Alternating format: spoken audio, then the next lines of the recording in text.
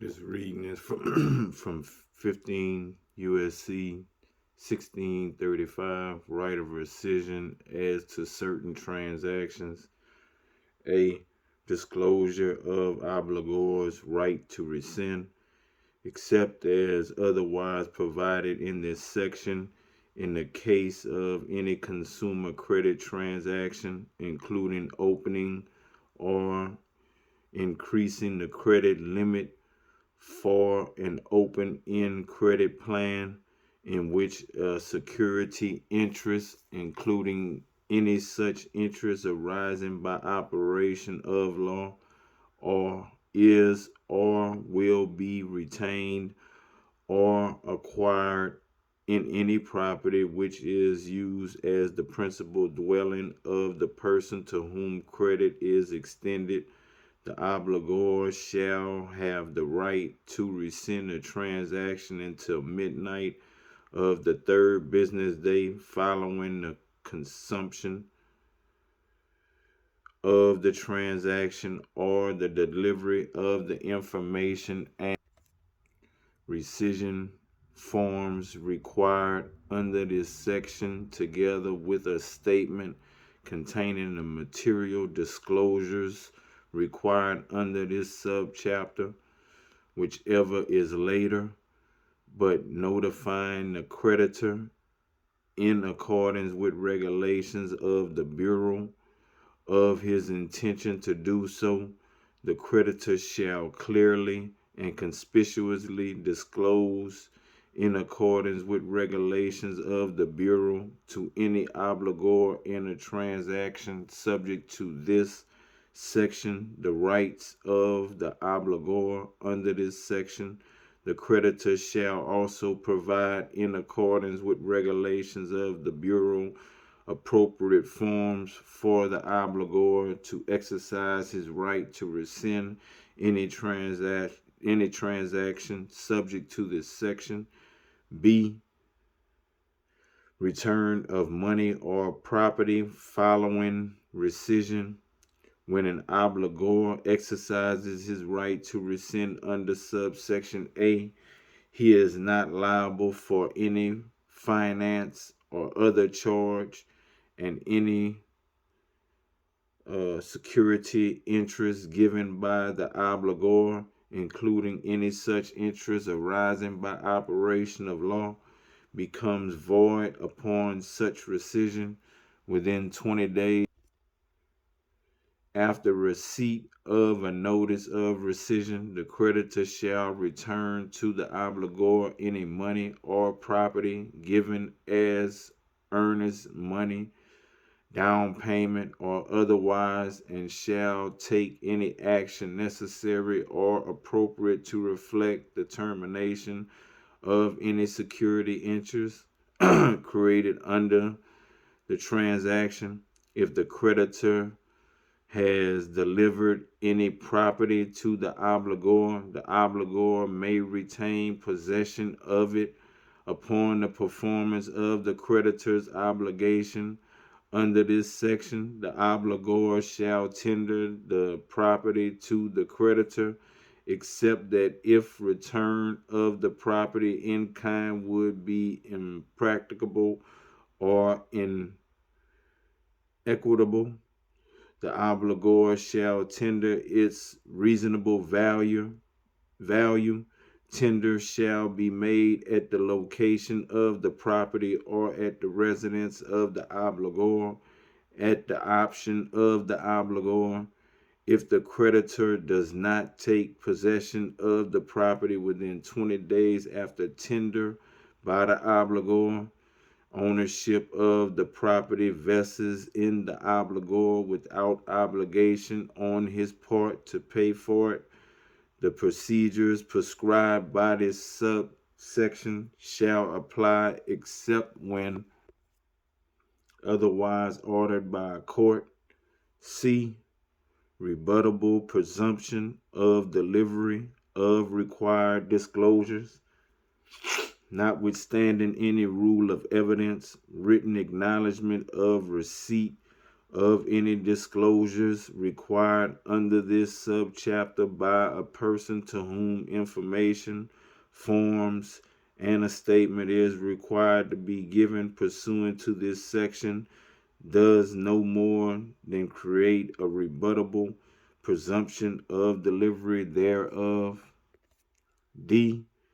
Modification and waiver of rights. The Bureau may, if it finds that such action is necessary in order to permit homeowners to meet bona fide personal financial emergencies, prescribe regulations authorizing the modification or waiver of any rights created under this section to the extent and under the circumstances set forth in those regulations.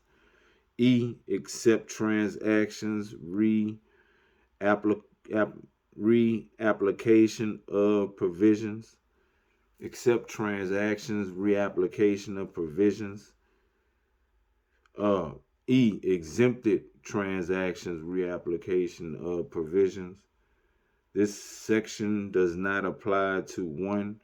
A residential mortgage transaction as defined in section 1602W of this title.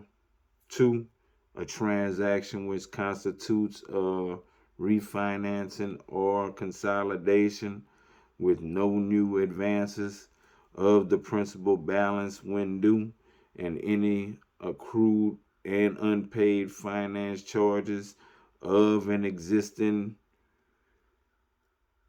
extension of credit by the same creditor secured by an interest in the same property. 3. A transaction in which an agency of the state is the creditor. Or 4.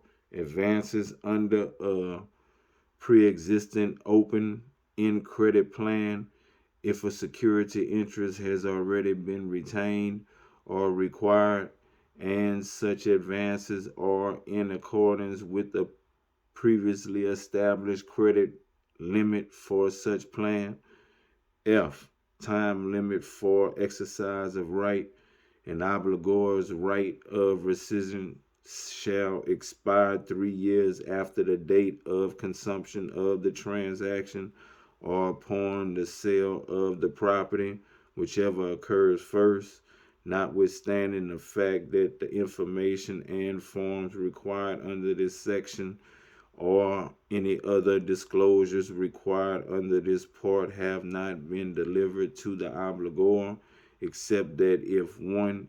Any agency empowered to enforce the provisions of this subchapter institutes a proceeding to enforce the provisions of this section within 3 years after the date of consummation of the transaction. 2. Such agency find a violation of this section. And 3. The obligor's right to rescind is based in whole or in part on any matter involved in such proceeding. Then the obligor's right to rescind shall expire 3 years after the date of consummation of the transaction or upon the earlier sale of the property or upon the expiration of 1 year following the conclusion of the proceeding or any judicial review or period of judicial review thereof, whichever is later. G. Additional relief. If any action in which it is determined that a creditor has violated this section, in addition to rescission, the court may reward relief under section 1640 of this title for violations of this subchapter not relating to the right to rescind. H. Limitation on rescission.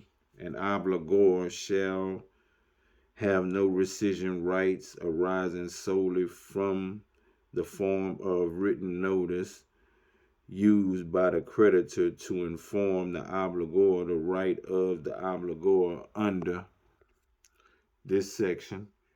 if the creditor provided the obligor the appropriate forms of written notice published and adopted by the Bureau, or a comparable written notice of the right of the obligor that was properly completed by the creditor and otherwise complied with all other requirements of this section regarding notice.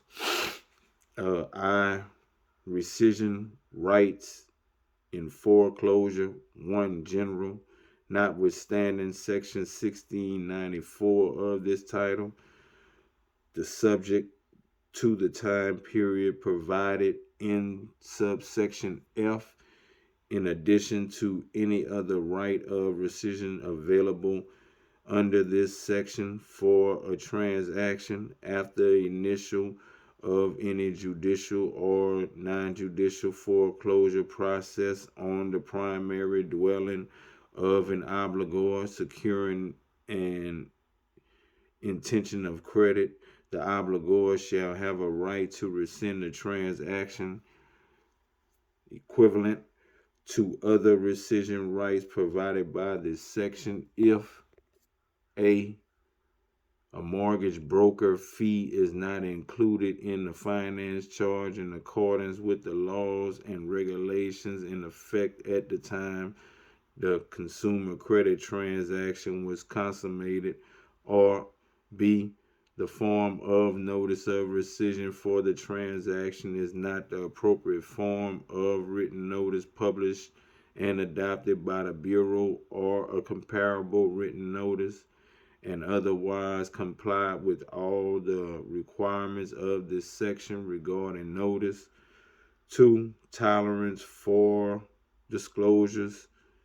Notwithstanding Section 1605F of this title and subject to the time period provided in subsection F for the purpose of exercising any rescission right after the initiation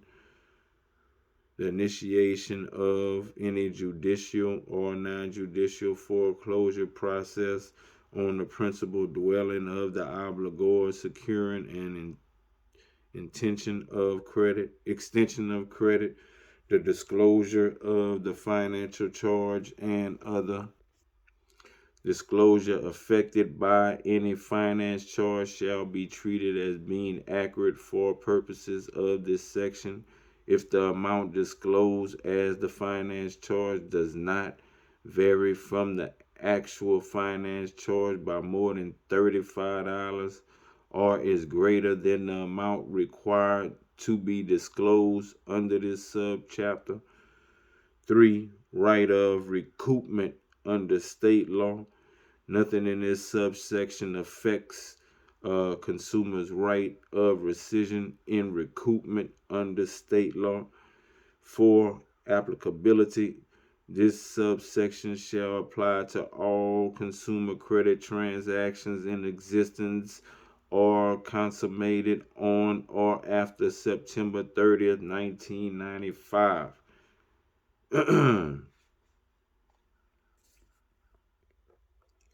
That was a reading from 15 United States Code 1635, right of rescission as to certain transactions.